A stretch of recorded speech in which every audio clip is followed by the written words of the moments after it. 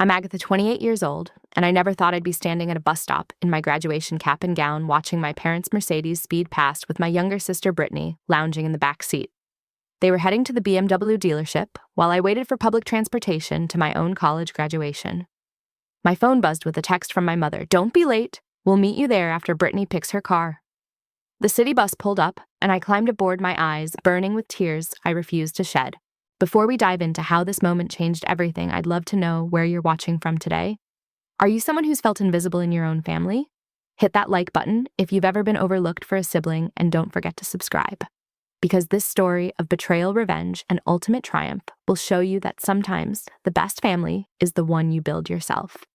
Trust me, you'll want to see how I went from riding the bus to running the business. Growing up in the Thompson household meant understanding one fundamental rule: Brittany came first, always. I learned this lesson early, around age 7, when I brought home my first perfect report card, beaming with pride. My mother glanced at it for maybe 2 seconds before turning to console Brittany, who'd gotten a C in basic math. "Some people just aren't academic types," she cooed, pulling my sister into her arms. "We love you just the way you are, princess." That became the pattern of our childhood. I excelled at everything I touched, desperate for a crumb of parental approval that never came. Honor roll, science fair winner, debate team, captain, student council, president. Each achievement was met with a distracted, "Good job, Agatha," before conversation inevitably shifted to Brittany's latest drama. She failed her driver's test 3 times. Dad bought her a practice car. She got suspended for cheating. Mom fought the principal, claiming the teacher had it out for her precious baby. The excuse was always the same, delivered with a patronizing smile. "Brittany needs more support, sweetheart. You're so independent, so capable. You don't need us hovering," translation. "You don't matter as much." By high school, I'd internalized this message so deeply that I stopped sharing my accomplishments altogether. What was the point? The day I got my acceptance letter to Northwestern University with a partial scholarship, I found my parents in the living room poring over community college brochures with Brittany. "I got in," I announced, holding up the letter. My mother barely glanced up. "That's nice, dear. We're trying to figure out which campus would be closest to home for Brittany. She gets so anxious being far from family." I wanted to scream that I'd be moving to Illinois, hundreds of miles away, but I just nodded and went to my room. That night, I called my grandmother Rose, the only family member who seemed to see me. "They'll regret it someday," she said softly. Parents who play favorites always do. College became my escape and my proving ground. While my parents paid Brittany's way through community college, including a luxury apartment and generous monthly allowance, I worked 3 jobs to cover what my scholarship didn't. Dining hall shifts at 5 a.m., tutoring spoiled freshmen in the evenings, weekend retail work that left my feet aching. My roommate thought I was crazy, but she didn't understand. Every dollar I earned was a step toward independence, toward never needing them again. The favoritism followed me even there. Freshman year, I made the dean's list, a recognition requiring a perfect GPA while taking a full course load. The ceremony was on a Saturday, and I'd told my parents about it weeks in advance. "We'll try to make it," my mother had said vaguely. The morning of she called. "Brittany's feeling down about her grades, so we're taking her shopping at Nordstrom to cheer her up. You understand, right? You're doing fine without us." I stood on that stage, accepting my certificate while scanning the crowd for faces that weren't there. Other parents snapped photos, cheered, embraced their children afterward. I walked back to my dorm, a loan certificate in hand, and cried for the last time over their absence. That night, I met Grant at a study group for advanced economics. He noticed my red eyes immediately. "Family stuff," I muttered. He nodded knowingly. "Mine's complicated too. Want to grab terrible cafeteria coffee and talk about literally anything else." Grant became my anchor over the next 3 years. He witnessed the pattern firsthand during Parents' Weekend junior year.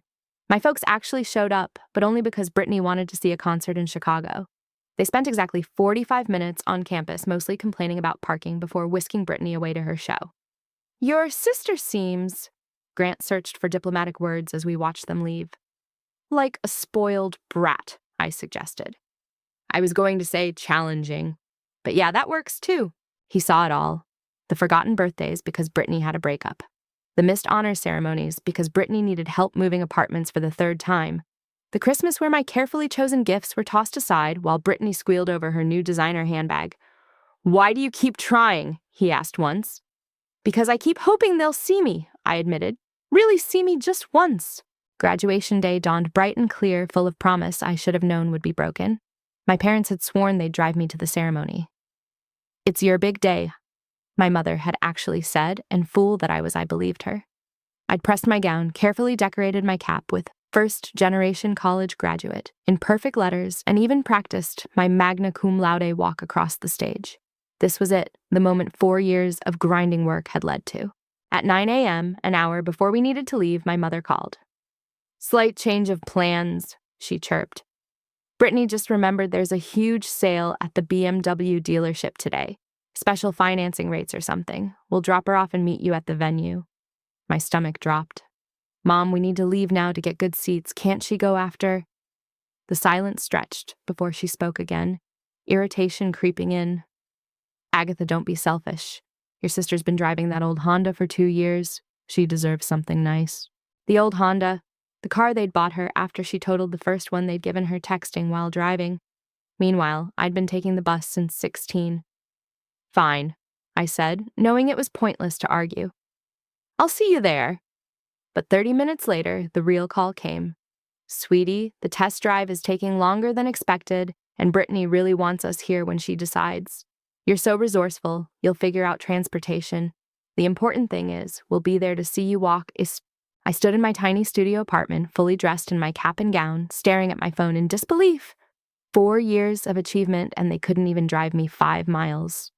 I grabbed my purse and headed to the bus stop, ignoring the stares from people clearly wondering why someone in graduation attire was taking public transit. The wait felt eternal, each passing car a reminder of what I didn't have. When the bus finally arrived, I found a seat near an elderly woman who smiled at me kindly. "Graduation day?" she asked, noting my outfit. I nodded, not trusting my voice. "Where's your family, dear?" The question broke something in me.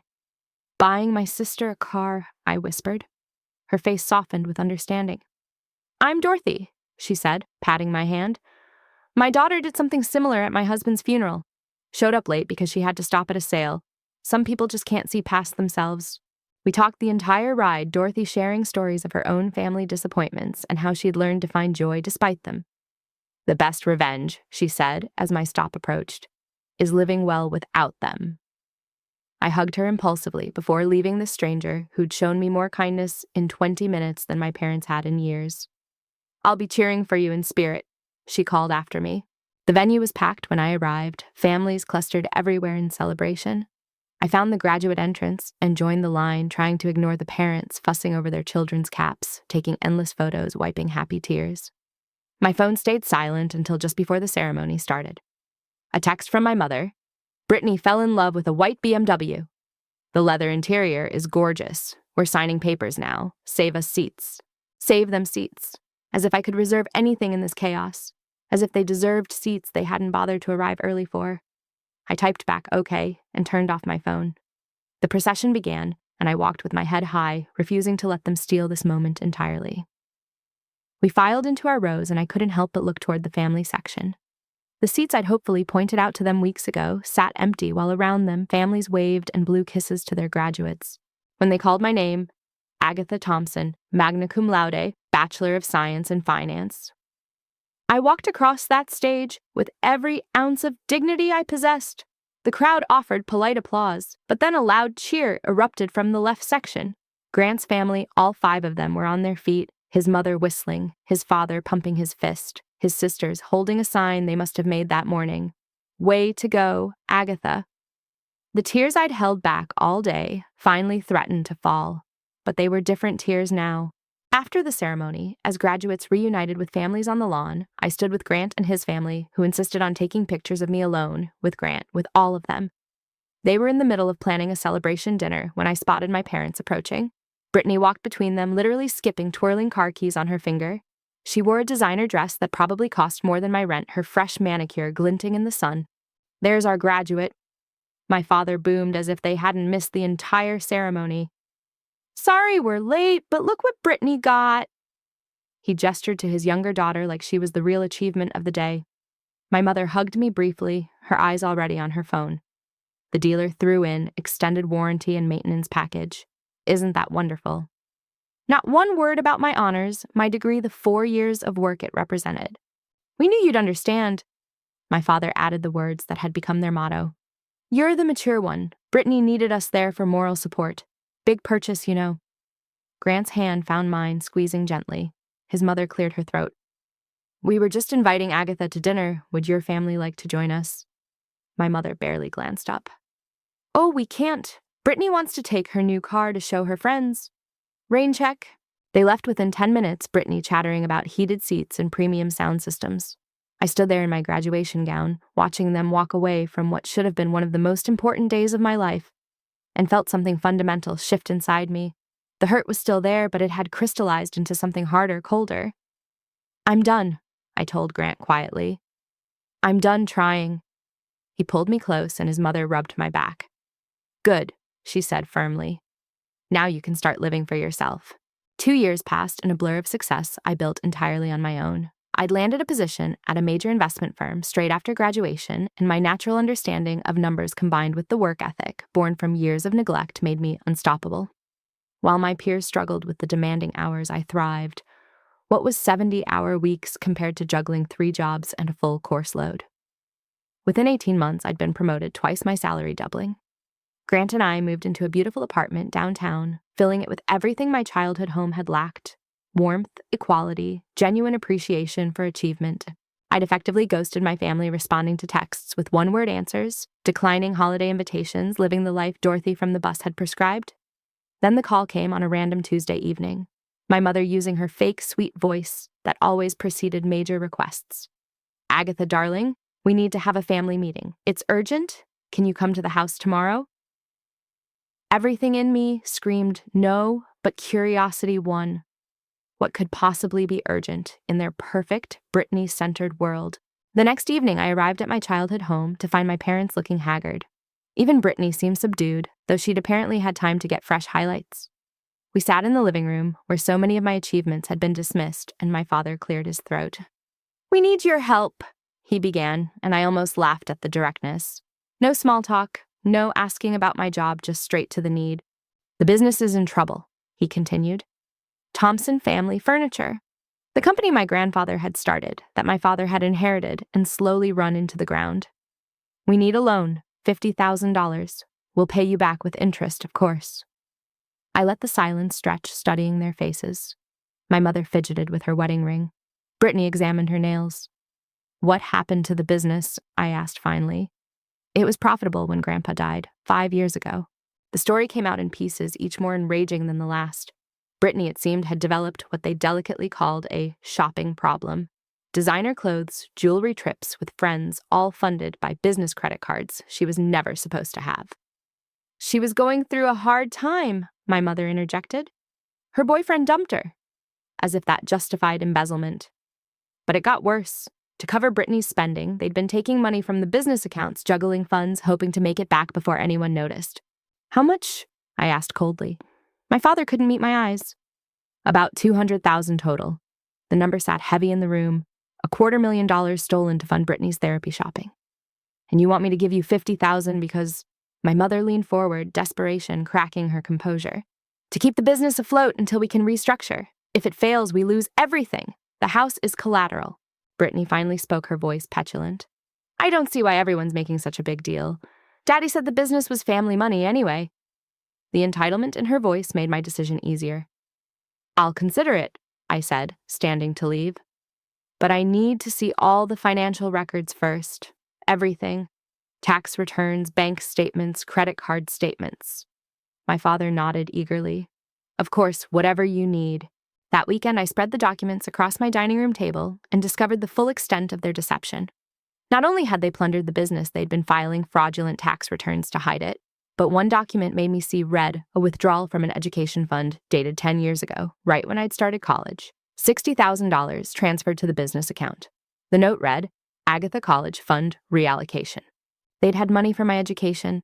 They'd had $60,000 set aside by my grandmother, and they'd stolen it for the business while I worked myself to exhaustion. While I served entitled freshman breakfast at dawn, while I stood on aching feet, folding clothes for minimum wage while I ate ramen for the 3rd day straight, they'd had my money, and they'd given Brittany everything anyway. Grant found me crying over that paper, fury and grief warring in my chest. They stole from you, he said quietly, reading over my shoulder. "They literally stole your future and gave it to her." But as he held me, a plan began forming. They needed my money.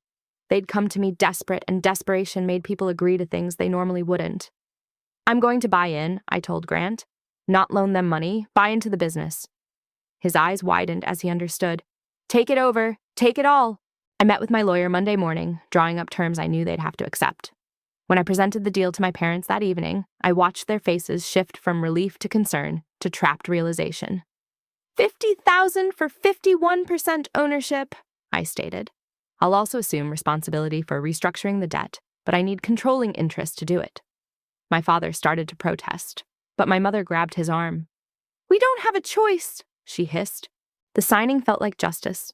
With every initial, every signature, I took back a piece of what they'd stolen.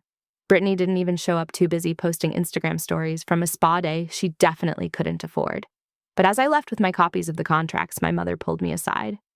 "You're still family," she said. "This doesn't change anything." I looked at her, really looked at her, and saw a stranger. "No," I agreed. "It doesn't change anything. You showed me exactly what I am to this family long ago." The forensic accountant I hired was worth every penny of his astronomical fee. Within 2 weeks, Marcus Chen had uncovered a labyrinth of financial crimes that made my parents' initial confession look like a parking violation. The embezzlement ran deeper than $200,000. When you factored in the personal expenses, hidden as business costs, the tax evasion, and the interest on fraudulent loans, the real number approached $500,000. He laid it all out in a presentation that would have made my business school professors weep with joy. "Your sister Bocke," Marcus said, sliding a folder across his desk, "has been more creative than I initially gave her credit for." Inside were credit card statements for accounts opened in the company name, but used exclusively by Brittany. Tiffany jewelry, Prada handbags, first-class flights to Cabo. One charge particularly stood out: a $10,000 shopping spree the day after I'd made the dean's list. While I'd celebrated alone, she'd consoled herself for her mediocrity with a new wardrobe. My first move as majority owner was to call an emergency board meeting, which consisted of my parents, myself, and our company lawyer, who looked increasingly uncomfortable as I laid out Marcus's findings. Effective immediately, I announced, all company credit cards are canceled. New ones will be issued only to essential personnel with strict monitoring. Brittany's face went white. She'd actually shown up for once, probably sensing her gravy train derailing. "You can't do that," she sputtered. "I have automatic payments set up." "For what exactly?" I asked coolly. "Your gym membership, your meal delivery service, your monthly facials." Each word landed like a slap. My father tried to intervene. "Agatha, let's be reasonable. Brittany has been under a lot of stress." I laughed, actually laughed. Stress. From what she doesn't work, she dropped out of community college after 1 semester. Her biggest stressor is deciding which influencer to copy on social media. The restructuring began immediately. The company employed 15 people, 5 of whom were Brittany's friends, drawing salaries for no-show jobs. Marketing consultants, the paperwork claimed, though none of them could tell me a single marketing initiative they'd implemented. I gave them 2 weeks severance and watched them file out, shooting poisonous looks at me while Brittany raged in the parking lot. "You're destroying my life," she screamed. "Those are my friends." "They were parasites," I corrected. "Like you." The words felt like freedom. 25 years of silence, and finally, I could speak the truth. My mother gasped. "Agatha Marie Thompson, you apologize this instant." I turned to her slowly.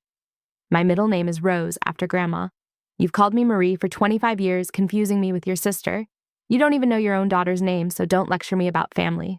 The truth bombs kept falling. I hired back the competent employees my father had let go to make room for Brittany's entourage people who actually knew furniture and cared about the business. I renegotiated contracts with suppliers who'd been overcharging us for years, knowing my father never reviewed invoices. I modernized our inventory system, which had been paper-based, because Brittany's friend in charge of digital transformation couldn't figure out Excel. But the real revelations came when I deep dove into the email servers. My parents, it seemed, had never grasped that company emails were company property. The messages between them painted a picture that shattered any remaining illusions about their feelings toward me. "Agatha's getting too nosy about the books," one read from my mother. "Distract her with some family dinner where we pretend to care about her promotion." Another from my father, "She's so desperate for approval. Throw her a bone occasionally and she'll keep funding Brittany's lifestyle without realizing it." The worst was a thread from last Christmas. I'd bought thoughtful gifts for everyone, spending hours finding the perfect items. My mother had written to Brittany, "Act grateful for whatever career woman nonsense she gives you. We'll go real shopping tomorrow." Brittany's response: "At least her money's good. Maybe I should cry about feeling overlooked." It usually gets her to cough up more cash. I printed every email, evidence for what was coming, but also validation for years of feeling crazy. They hadn't just favored Brittany, they'd actively conspired to use my need for family against me. The weekend after I'd collected everything, Grant found me in our home office, surrounded by papers, laptop open to yet another incriminating email. "You need to step back," he said gently. "This is consuming you." "I need to see it all," I insisted. Every lie, every manipulation, every time they chose her. He knelt beside my chair, taking my hands. "Why, you already know the truth. They don't love you the way you deserve. They never have. Torturing yourself with evidence won't change that." His words broke through my frenzy. He was right. I had enough proof. Now I needed to act. The company Christmas party became my battlefield. I'd reinstated it after discovering my parents had canceled it 3 years running to fund Brittany's birthday trips. The real employees were thrilled, greeting me with genuine warmth that highlighted how feared and disliked my family had been. I'd even invited some of our biggest clients, framing it as a celebration of new management and renewed commitment to quality. Brittany arrived late, of course, wearing a dress that probably cost more than most employees' monthly salaries. She'd clearly been drinking, already weaving through the crowd with the confidence of someone who'd never faced consequences. I watched her zero in on Grant at the bar, where he was chatting with our senior craftsman about woodworking techniques. She slithered up beside him, pressing close, laughing too loud at something that wasn't funny. Grant caught my eye across the room, his expression carefully neutral. He'd predicted this. "She'll try to hurt you through me," he'd warned. "It's the only leverage she thinks she has." I nodded slightly, and he shifted into performance mode. Later, he showed me his phone. He'd recorded the entire interaction, Brittany suggesting they sneak away, claiming I was frigid, promising she could show him a better time. Her hand on his thigh, her breath wine sour, as she whispered that successful men deserved better than uptight career women. "You know," Grant said on the recording, his voice mild, "I've always wondered why Agatha worked so hard to save a family business that treats her like garbage." Brittany laughed. "She's pathetic, always has been, desperate for mommy and daddy's approval. I've been working them since I was 5 and figured out they'd give me anything if I cried." The confession continued, each word another nail in her coffin. How she'd faked anxiety to get out of work. How she'd manipulated them into believing I was cold and unfeeling. How she planned to squeeze the business dry, then blame me for its failure. When I played the recording at the next board meeting, my mother's face went through a kaleidoscope of emotions. Denial, anger, bargaining, more denial. "She was drunk," she protested. "She didn't mean it." I pulled out the email printouts. "Was she drunk when you conspired to manipulate me, when you called me desperate and pathetic, when you stole my college fund and laughed about it?" Silence. My father looked older than his 60 years, shoulders sagging under the weight of exposed truth. "We just wanted Brittany to have confidence," he said weakly. "You were always so strong." "I was a child," I said quietly. "A child who needed parents. Instead, I got users who saw me as a resource to be exploited for your real daughter's benefit." The meeting ended with my parents signing over additional shares in lieu of salary repayment for the embezzled funds. I now owned 70% of Thompson Family Furniture. They'd walked in as founders and left as minority shareholders in their own legacy. Brittany hadn't even shown up, probably nursing her hangover and planning her next manipulation. But her free ride was over, and everyone in that room knew it. The hostile takeover was complete. My mother's 60th birthday party was planned like a military operation disguised as a celebration. She'd rented the country club ballroom, invited every distant relative and society friend she could think of, and made it clear this was to be the event of the season. The irony wasn't lost on me. My birthdays had been afterthoughts, but hers required a 3-tier cake and professional photographer. I received my invitation, like everyone else, gold embossed and ridiculous. Grant laughed when I showed him. "Are you going?" I smiled. "Oh, I wouldn't miss it for the world." I dressed carefully that evening, selecting a crimson dress that meant business, and having my hair professionally styled. Grant wore his best suit, the one he'd bought for his promotion to partner. We looked like the power couple we'd become, successful and polished, and everything my family had never bothered to see. I carried a leather portfolio that looked like an oversized clutch. Inside were copies of every document that mattered, waiting for their moment. The ballroom glittered with my mother's pretensions. Ice sculptures, champagne fountains, a string quartet playing in the corner. Relatives I hadn't seen in years clustered in groups, whispering behind manicured hands. I knew what they were saying. How I'd stolen the family business, how I'd betrayed my parents, how Brittany, poor sweet Brittany, was practically homeless because of my cruelty. Amazing how the story warped in the telling. Agatha.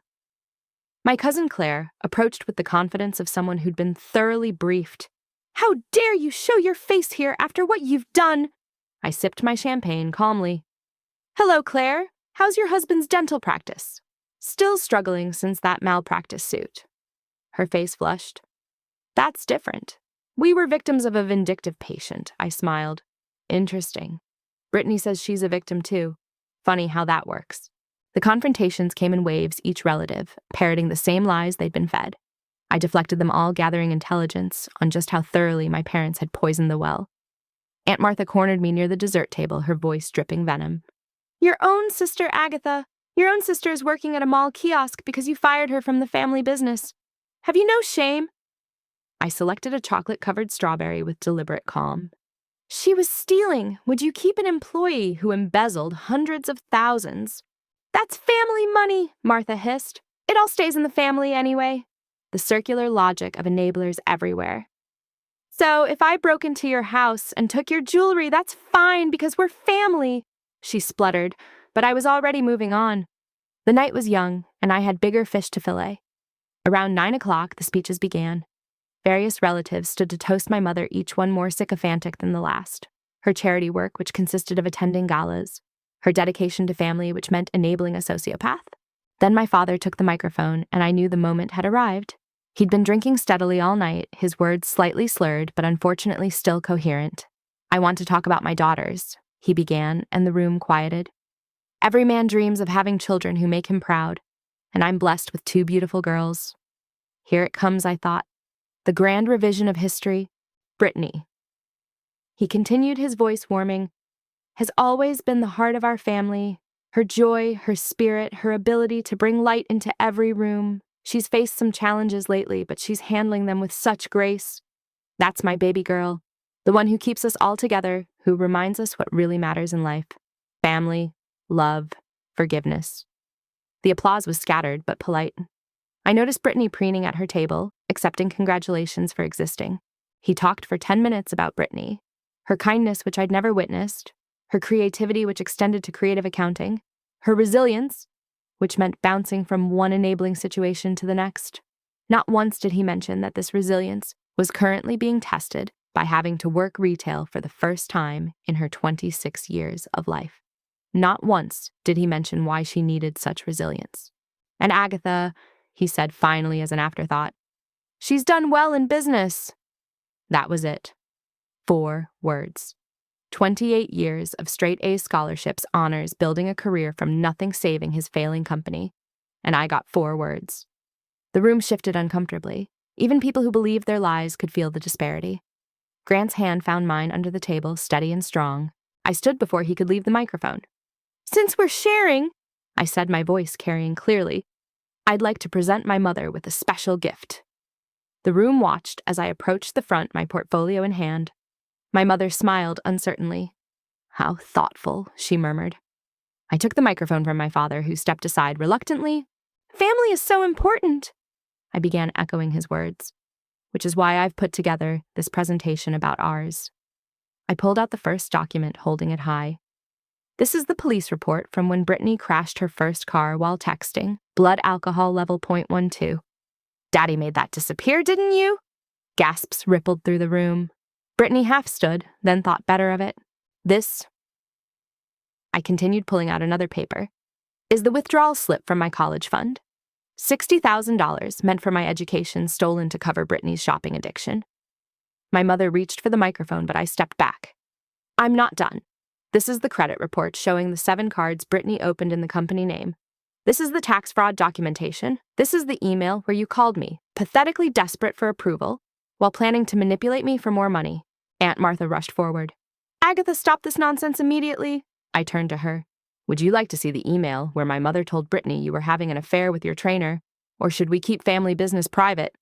She froze, face draining of color. The room exploded in whispers.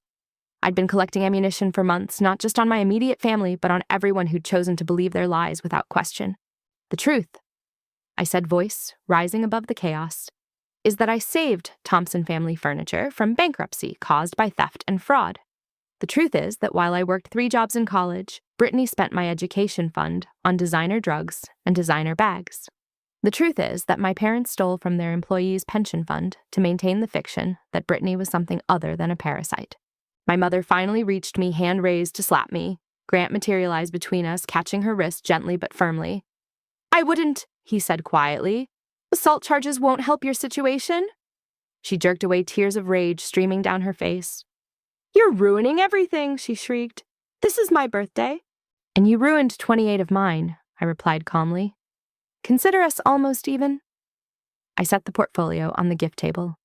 "Happy birthday, Mother. May you finally get the family you deserve." My father stood frozen, looking between his wife's hysteria and the scattered relatives processing the bomb I'd just detonated. Some were already leaving scandal fatigue, overcoming family loyalty. Others huddled in groups, no doubt comparing notes on which revelations affected them.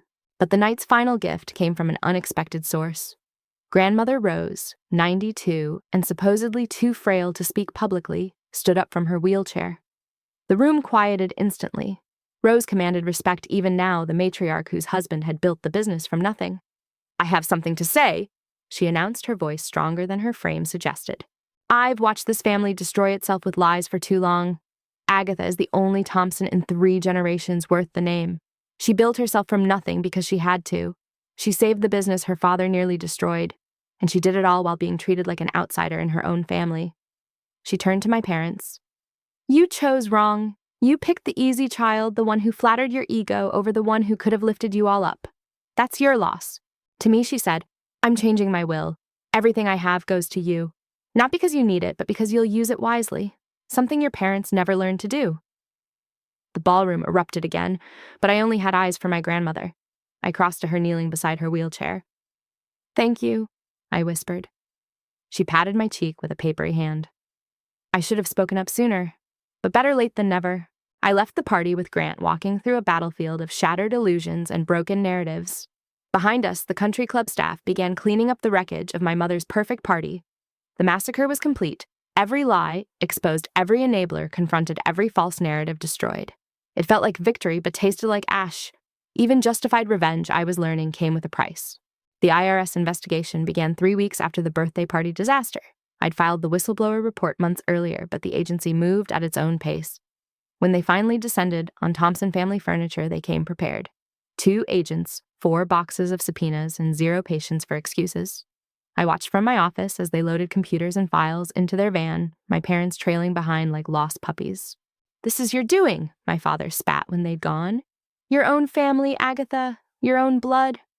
I leaned back in my executive chair, the one he'd bought for himself, back when he thought titles mattered more than competence. "My family," I said slowly, "taught me that blood means nothing without honor. You have none. Neither does she. So what exactly am I supposed to be loyal to?" He aged before my eyes, the weight of consequences finally landing on shoulders that had shrugged off responsibility for too long. "We could go to prison," he whispered. I nodded. "You could. Or you could cooperate, fully pay the fines, and probably avoid jail time. Your choice. But Brittany's fraud is criminal, not civil. She's looking at real time unless she takes a plea." The business thrived under my management. Funny how eliminating theft and implementing basic competency standards improved profitability. I'd hired a real marketing team, modernized our online presence, and partnered with local interior designers. Revenue doubled in 6 months. The employees freed from my family's toxic management flourished. Harold, our master craftsman, cried when I promoted him to production director. "Your grandfather would be so proud," he said. "This is what he always wanted." Meanwhile, my parents' life imploded in spectacular fashion. The house mortgaged to the hilt to fund Brittany's lifestyle faced foreclosure. Their cars, all leased with fraudulent financial statements, were repossessed one by one. The country club revoked their membership after the party fiasco. Former friends crossed streets to avoid them. The fall from grace was swift and merciless. They appeared at my apartment one evening looking like refugees from their former life. My mother's designer clothes hung loose on her frame. My father's hair had gone completely gray. "Please," my mother said the word, seemingly ripped from her throat. We need help. I let them in, more from curiosity than compassion. They sat on my sofa like children in the principal's office. The lawyer says we're looking at $500,000 in fines and restitution, my father explained. We have nothing left. The house is gone. We're living in a studio apartment in Riverside, the bad part of town where people like them never ventured. What do you want from me? I asked, though I knew the answer. Could you... My mother swallowed hard. Could you pay the fines? We'll work for you, do anything. We just can't go to prison. I pretended to consider it. I might be willing to help, under certain conditions. Hope flickered in their eyes. Anything, they said in unison. I smiled. A full public confession, a letter to every relative, every friend, every business associate detailing exactly what you did, and a formal apology to me published in the local paper. The horror on their faces was almost comical. Everyone would know, my mother gasped. We'd be humiliated. I shrugged. You humiliated me for 28 years. Consider it a bargain. They left without agreeing, clinging to the last shreds of their false dignity. But I knew they'd be back. Desperation has a way of clarifying priorities. Brittany's arrest made the local news. Local woman arrested in $250,000 fraud scheme. The mugshot was particularly unflattering, catching her mid-sob with mascara running down her cheeks. She'd been picked up at the mall, where she worked hauled away in handcuffs while customers filmed on their phones. The videos went viral in our community within hours. She called me from jail her one phone call. Agatha, please, she begged. I'm scared. There are actual criminals in here. I don't belong here. I almost laughed at the irony. You stole $250,000. What would you call that if not criminal? She sobbed harder. I didn't mean to. It just happened. Mom and Dad said it was okay. And you're 26 years old, I reminded her. Old enough to know theft is wrong, regardless of who enables it. I heard her hyperventilating. Please, I'll do anything. I'll apologize. I'll get help. I'll pay it back. Just get me out of here.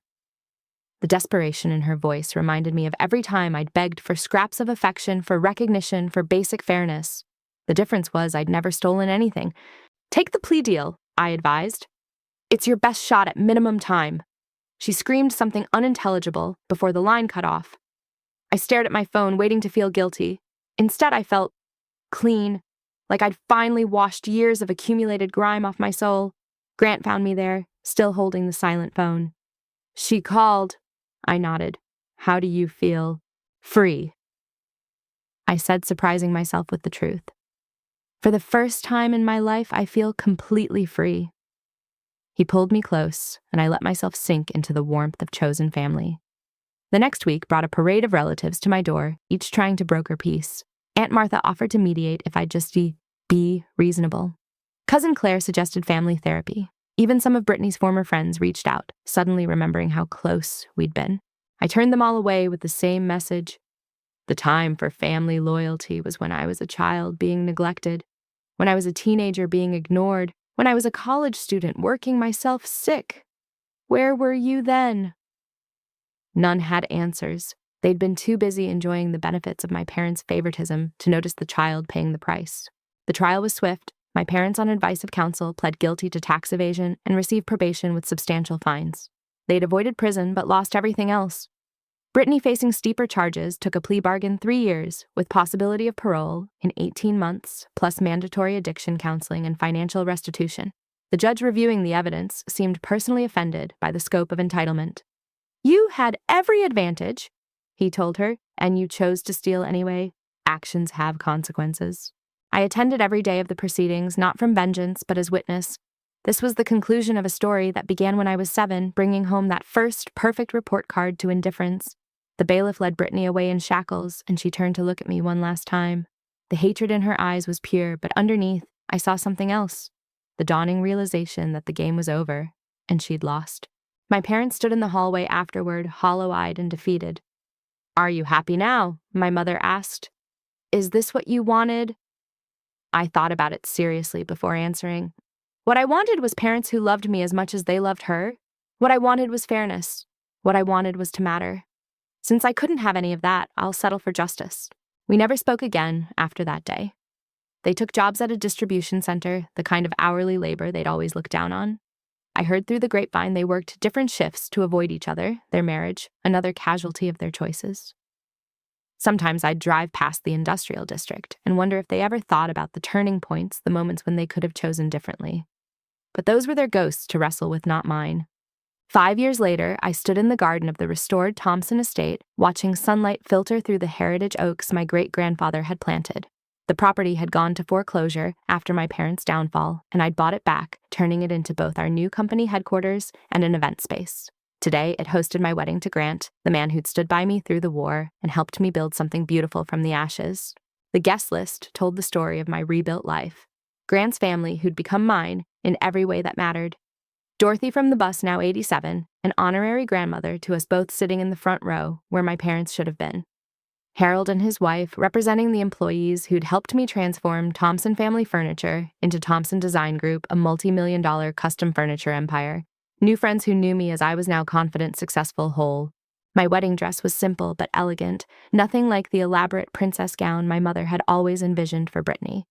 I'd walked myself down the aisle, needing no one to give me away when I'd already claimed myself. As Grant and I exchanged vows, I thought about the girl who'd taken the bus to graduation, how she'd never imagined this moment of being truly seen and chosen. "You know," Grant said during our first dance, "your grandmother Rose would have loved this." She'd passed 2 years prior, leaving me not just her estate, but also decades of journals. Reading them, I discovered she too had been the unfavored child, building her worth through grit and determination. She'd married my grandfather partly to escape her own toxic family.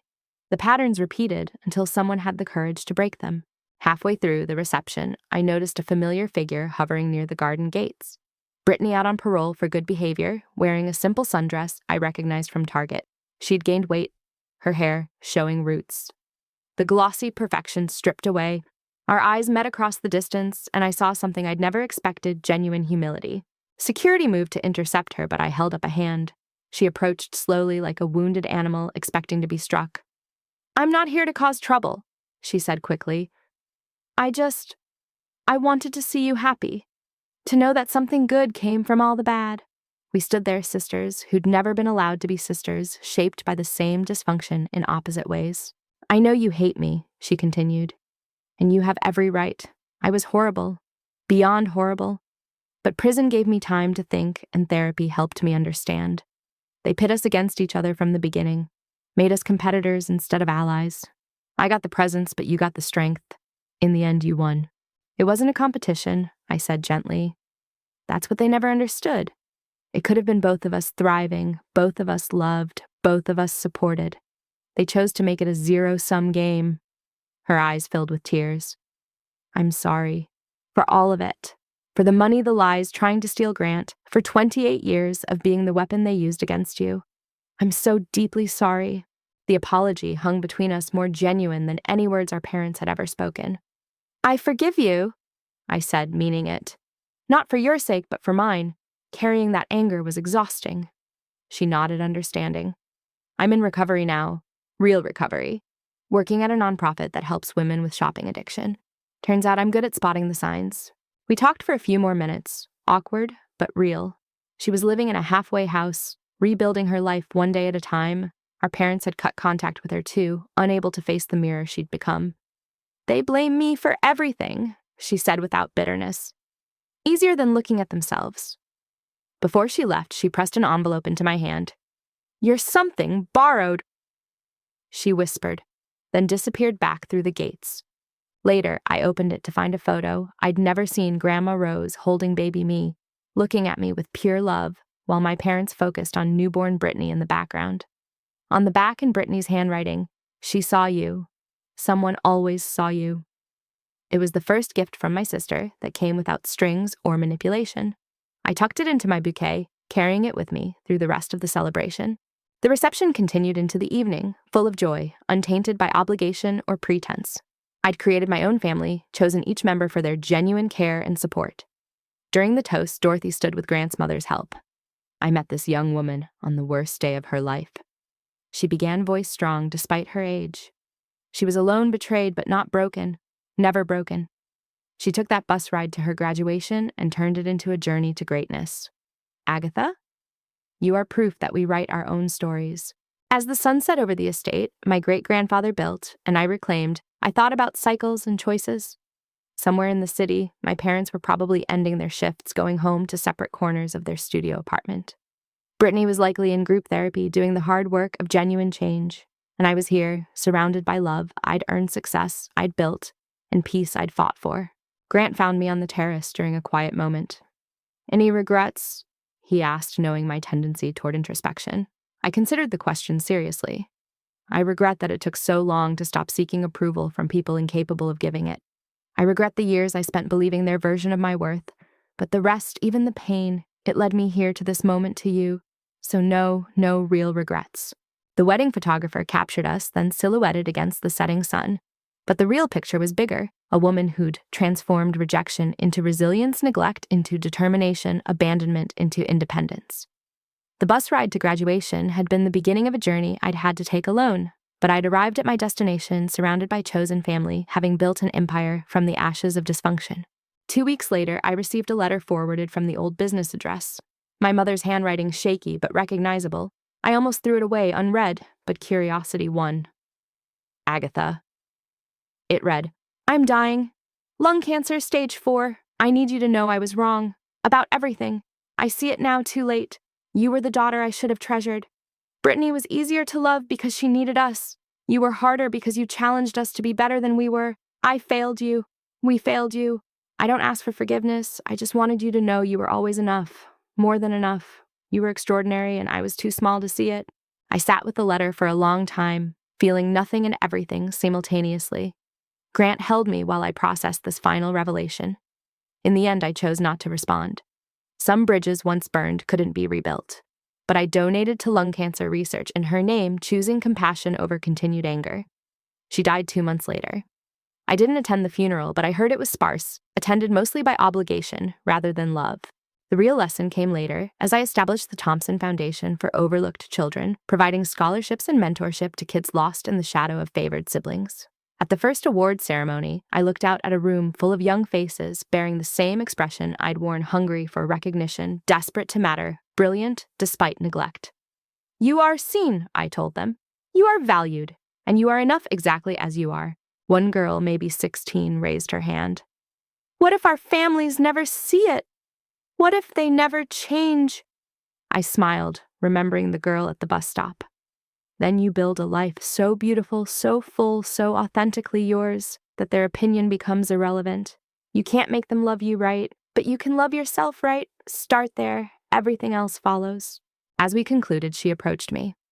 "My parents drove my sister to a concert tonight. Missed my science fair win. Again." The echo of my own story made my heart ache. "You have 2 choices," I said gently. "Let it break you or let it make you. I recommend the latter. It hurts less in the long run." She nodded, understanding, passing between us. Another cycle broken, another chain shattered. Driving home that night in my Tesla, I passed the old bus stop. They'd updated it with a shelter and bench, but it was the same corner where everything changed. I pulled over on impulse, standing where I'd stood in my cap and gown, abandoned but not defeated. A young woman waited there, books clutched to her chest, exhaustion written in every line of her body. "Long day?" I asked. She nodded, too tired for stranger danger. "The longest, but tomorrow will be better." I smiled at her optimism. "Yes," I agreed. "It usually is." As I drove away, I thought about messages and meanings, about the stories we tell ourselves and the ones we live. My parents had written me as a supporting character in Brittany's story. I'd rewritten myself as the protagonist of my own. The bus ride to graduation hadn't been about transportation. It had been about transformation, about the moment you stop waiting for someone else to drive you to your destiny and start walking, running, flying toward it on your own terms. My phone lit up with a text from Grant. "Home safe?" I voice texted back, "On my way. Pick up champagne. We're celebrating." "What are we celebrating?" he asked. I smiled, thinking of the girl at the bus stop, the woman in the Tesla, and every version of myself in between. "Everything," I replied. "We're celebrating everything." The city lights blurred past as I headed home to my chosen life. Behind me, the bus stop receded into darkness. Ahead, everything glowed with possibility. The girl who'd taken the bus to graduation had traveled farther than miles could measure. And her journey? It was just beginning. Every ending, after all, is also an opening. Every loss can become a gift. Every rejection can fuel a resurrection. You just have to be willing to get on the bus and see where it takes you. Trust me, the ride is worth it. So here we are at the end of this journey, though. Really, it's just another beginning. If you've made it this far, chances are something in my story resonated with your own experience. Maybe you're the overlooked sibling, the family scapegoat, the one who gives and gives while others take and take. I see you. Your pain is valid. Your dreams matter.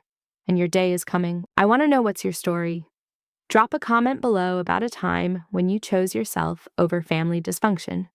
When did you realize that blood doesn't automatically mean loyalty? What was your bus to graduation moment? Share your experiences, because you never know who needs to hear that they're not alone in the struggle. And if this video spoke to you, please hit that like button. It tells the algorithm that stories like mine deserve to be heard. Subscribe and ring the notification bell so you don't miss the next story of triumph over family trauma. Most importantly, share this video with someone who needs to hear it today, someone who's still waiting at their own bus stop wondering if they matter. Remember, you can't control whether your family sees your worth, but you can control whether you see it yourself. Start there. Everything else follows. Thank you for sharing this journey with me. Until next time, keep choosing yourself. You're worth it. I promise.